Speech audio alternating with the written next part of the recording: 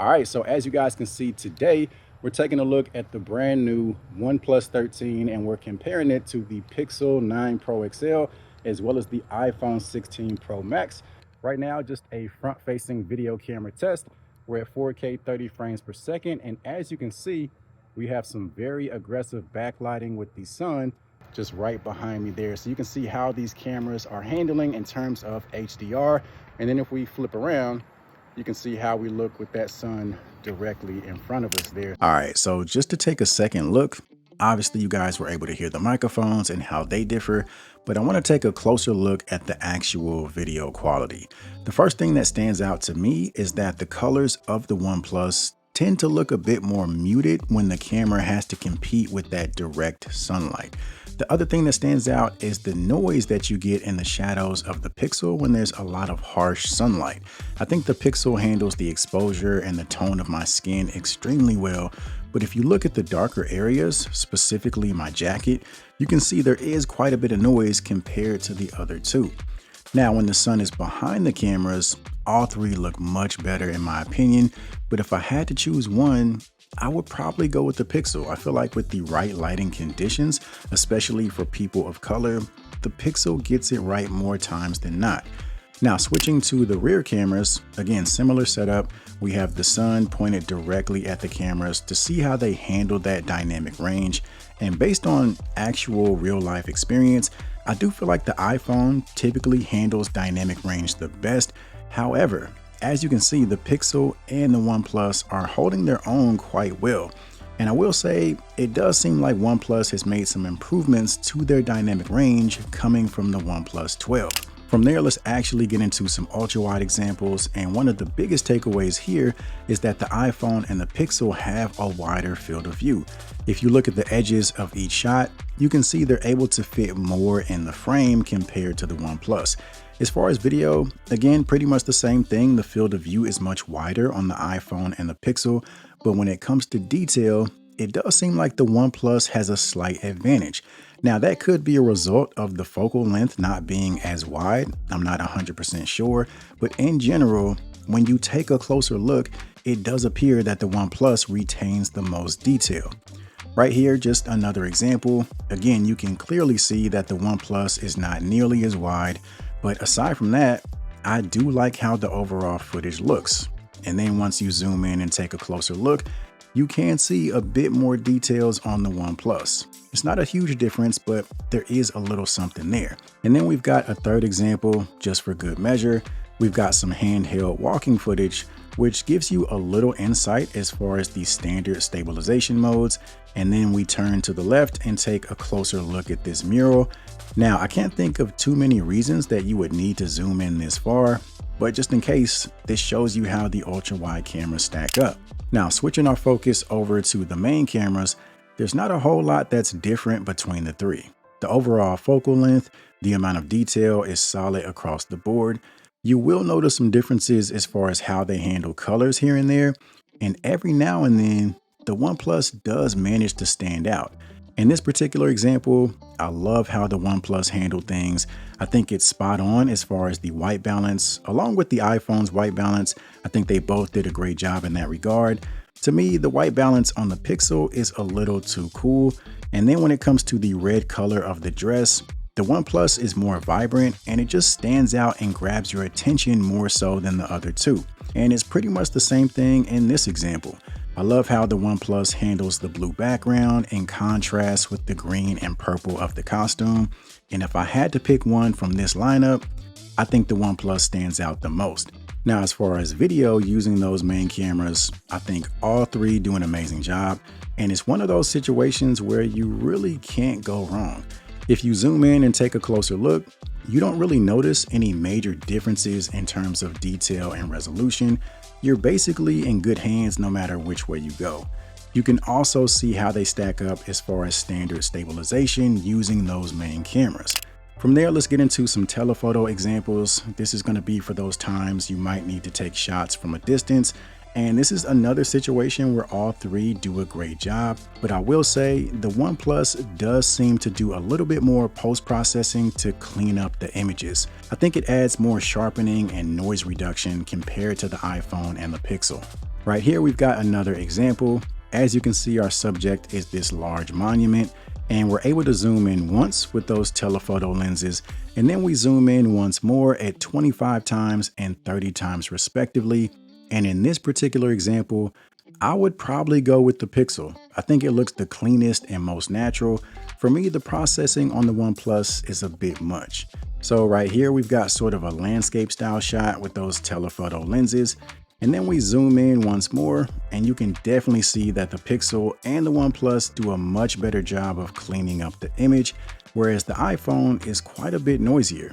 And then where the OnePlus has the biggest advantage is with its total zoom range. You can get up to 120 times digital zoom, which is honestly pretty insane. And when you zoom in that far, that's where that post-processing definitely comes in handy. Right here, just another quick example. You can see we've got a statue in the distance. We zoom in once more and you can see how the three stack up. And then again on the OnePlus, you can go all the way up to 120 times zoom, and it actually gives you a usable photo. The AI processing algorithm is definitely doing its job. And then right here, we've got some video examples using those telephoto lenses. And at their native focal length, I think all three look pretty solid. But when you max out their total zoom range, the Pixel has the furthest reach at 20 times zoom, and then there's the OnePlus at 18 times zoom, and then there's the iPhone at 15 times zoom. And even though the iPhone has the least amount of reach, I think the video quality holds up the best. Ideally, you would want to get closer to your subject, but if you need to take a video from a distance, I would probably go with the iPhone, and if not the iPhone, then probably the Pixel. Next up, let's get into some portrait mode examples. I think all three are pretty phenomenal. And for me, the two things to really pay attention to are skin tone and detail. For my skin in particular, I typically lean towards the Pixel, but I also really like the OnePlus. I feel like the iPhone generally makes my skin a little bit too yellow.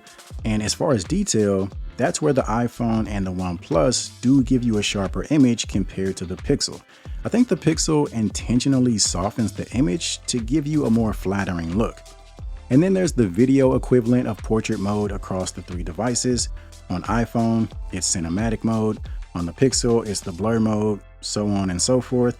And with the Pixel and the OnePlus, your footage does downgrade to 1080p when using these modes, whereas the iPhone is able to stay in 4K, which gives you the most amount of detail. And for that reason, if I had to pick one based on this mode specifically, I would go with the iPhone. Something else to keep in mind is that the iPhone and the OnePlus allow you to use these modes with the front-facing cameras, whereas the Pixel doesn't. After that, we've got a couple low-light examples, and in this particular restaurant setting, I personally prefer the way the iPhone and the OnePlus turned out. I think they made the food and the drink look the most appetizing. For some reason, the Pixel looked a bit muted in comparison. However, in the next low light setting, the Pixel performed a lot better, and you could make the case it looks the best out the bunch. A lot of times it really just comes down to the specific lighting conditions that determine the outcome.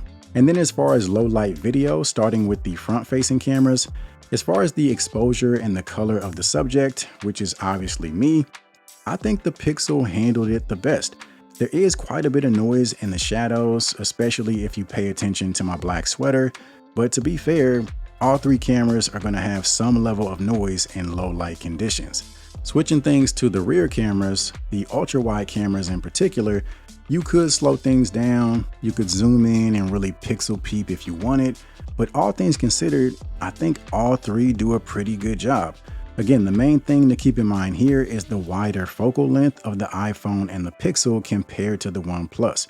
You're just able to fit more in the frame. As far as the main cameras, again, I feel like all three do an amazing job, and I don't really think you're at an advantage one way or the other. If there's anything that stands out to you, be sure to let me know in the comments, but again, I think you're pretty much good any way you go.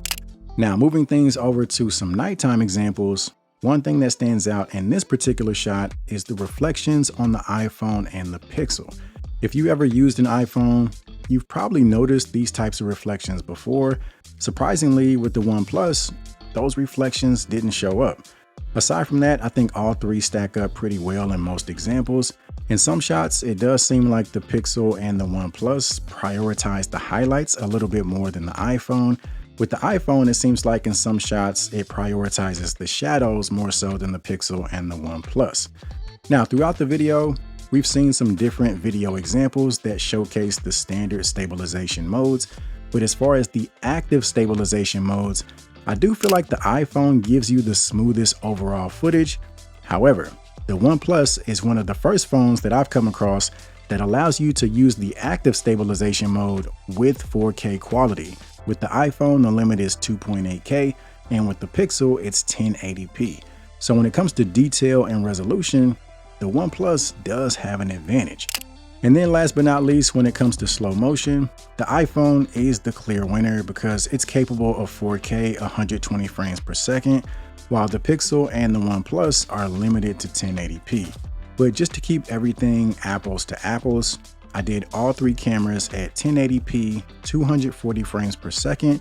And one thing that stands out is the dynamic range. Specifically, if you look at the white hat, it's pretty blown out on the iPhone, whereas on the Pixel and the OnePlus, it's not. Aside from that, I think the OnePlus has the best looking 1080p, but again, keep in mind the iPhone is capable of 4K. So that pretty much wraps it up for this video. If there's anything to take away from this, it's that all three phones are amazing, and it really depends on what you prioritize when it comes to photo and video. There's so many different use cases. There's not one phone that's the absolute best in every category. So just keep that in mind. Other than that, hopefully you found the video to be helpful. If so, do me a favor, consider subscribing to the channel. Also, give the video a thumbs up. It does help support the channel. And other than that, I hope to see you guys in the next one.